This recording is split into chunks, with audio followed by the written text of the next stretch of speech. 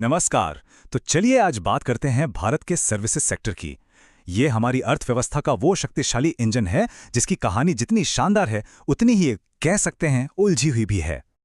जरा सोचिए, एक तरफ पूरी दुनिया की अर्थव्यवस्था सुस्त पड़ रही है और वहीं दूसरी तरफ भारत में एक इंजन है जो सिर्फ चल ही नहीं रहा बल्कि रफ्तार पकड़ रहा है। और यही वो दिलचस्प विरोधाभास है जिसे आज हम समझने की कोशिश करेंगे।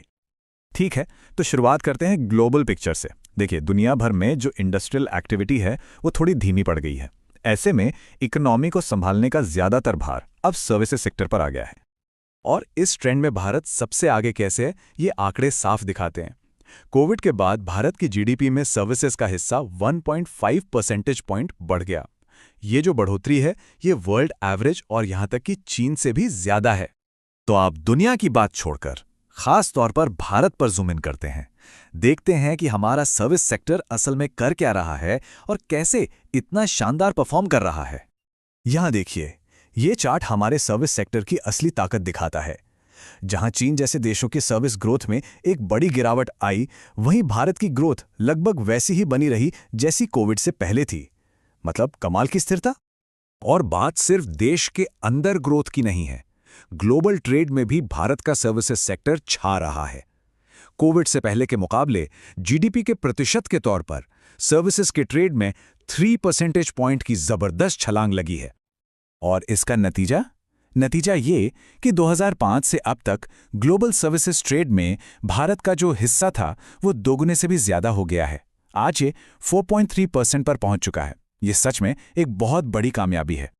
लेकिन इस शानदार ग्रोथ की कहानी में एक ट्विस्ट है। एक बड़ा सवाल यह है कि क्या ये जबरदस्त ग्रोथ उतनी ही अच्छी नौकरियां भी बना रही है? बस यहीं पर आकर मामला थोड़ा पेचीदा हो जाता है। पहले तो ये समझिए कि ये सेक्टर कितना विशाल है। भारत की जीवीए यानी ग्रॉस वैल्यू एडेड में आधे से ज्यादा का योगदान इसी अकेले सेक्टर का है।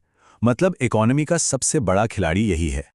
तो सवाल उठना लाजमी है कि अगर सेक्टर इतना बड़ा है, इकोनॉमी को इतना चला रहा है, तो फिर वो बढ़िया वाली नौकरियां हैं कहाँ?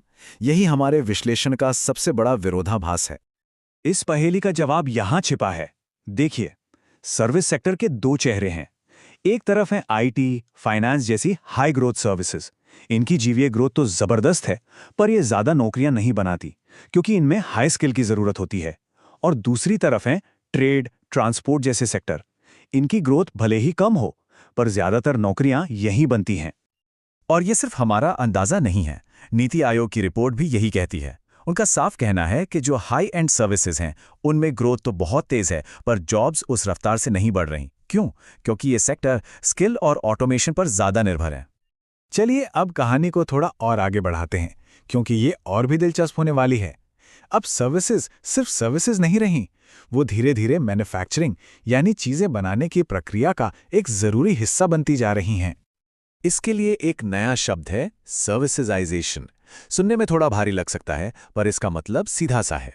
मैन्युफैक्चरिंग में डिजाइन, सॉफ्टवेयर, लॉजिस्टिक्स जैसी सर्विसेज को मिलाना ताकि जो प्रोडक्ट बने वो ज्यादा स्मार्ट हो। अपने आसपास देखिए, आज एक कार सिर्फ एक मशीन नहीं है, वो पहियों पर चलता फिरता सॉफ्टवेयर है। एक फोन की असली कीमत उसके हार्डवेयर में नहीं, उसके ऐप्स में है। और आपको जानकर हैरानी होगी कि भारत के मैन्युफैक्चरिंग एक्सपोर्ट्स में 17.7% वैल्यू असल में हमारी घरेलू सर्विसेज से ही आती है। अच्छा, अब सर्विसेज सेक्टर के एक बहुत खास हिस्से की बात करते हैं, टूरिज्म की। यहां भी एक बड़ी दिलचस्प कहानी है जिसमें ताकत भी है और बहुत सारी अनछुई संभावनाएं भी। ये आंकड़े देखिए, ये अपने आप में पूरी कहानी कह रहे हैं। डोमेस्टिक टूरिज्म में 52.7% की जबरदस्त ग्रोथ, और मेडिकल टूरिज्म जो आज $8.7 बिलियन का मार्केट है, वो 2030 तक लगभग दुगना यानी $16.2 बिलियन तक पहुंचने वाला है। सोचिए कितना बड़ा मौका है ये। तो अब इस पूरे विश्लेषण के सबसे अहम और शायद सबसे चौंकाने वाले हिस्से पर आते हैं। ये एक ऐसा सवाल है जो हमारी कई धारणाओं को चुनौती दे सकता है।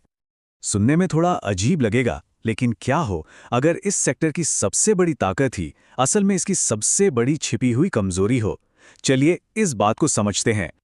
होता यह है कि हमारी जो टॉप की सर्विस कंपनियां हैं वो इतनी सक्षम हैं कि वे देश के संस्थागत ढांचे, मतलब कि धीमी नौकरशाही हो या कमज़ोर इंफ्रास्ट्रक्चर, इन सबको दरकिनार करके या कहें कि बाईपास करके काम कर सकती हैं। वो सिस्टम के बावजूद सफल हैं, सिस्टम की वजह से नहीं। इसी को कहते हैं बाईपास इफेक्ट। इसे 3 स्टेप्स में समझिए। पहला, इन कंपनियों को पोर्ट या सड़कों की उतनी जरूरत नहीं। दूसरा, अगर उन्हें लगता है कि सिस्टम बोझ बन रहा है तो वे आसानी से अपनी टीम को देश के बाहर ले जा सकती हैं। और तीसरा, जब ये सफल कंपनियां बिना सिस्टम के सहारे चल रही हैं तो सरकार पर भी पूरे सिस्टम को सुधारने का दबाव कम हो जाता है। और यहीं आकर हम एक बहुत बड़े और ज़रूरी सवाल पर रुक जाते हैं। क्या कोई ऐसा सेक्टर जो पूरे सिस्टम को ही बाईपास करके सफल हो रहा है, वो कभी उस सिस्टम में कोई सच्चा, गहरा और ज़रूरी बदलाव ला सकता है? इस सवाल पर सोचना बहुत ज़रूरी है।